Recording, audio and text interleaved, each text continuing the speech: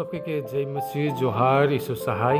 आज विशेष Easter Sunday का दिन में कविता का रूप में मैं तोहरे से कुछ साझा करे चाहूँगा। जैसे ना है क्रूस पर सब खत्म लागेला, भीड़ कहेला अब अंत हो ही गेलक, पर स्वर्ग चुपचाप से लिख रहे यह असली आरंभ रहे। ढोंगा हटाल सिर्फ चमत्कार ना लगे, ई एगो संदेश है के जे इंसान बंद करेला उसे परमेश्वर खोलेला।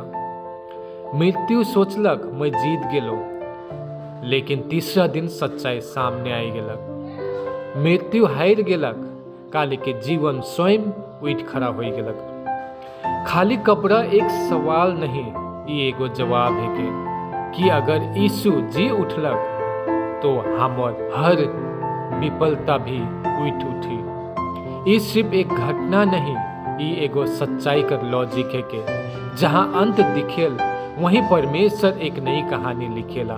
ये स्टार याद रखा, क्रूस दर्द कर प्रतीक है के, मगर खाली कब्र विजय कर प्रमाण है के। आमीन।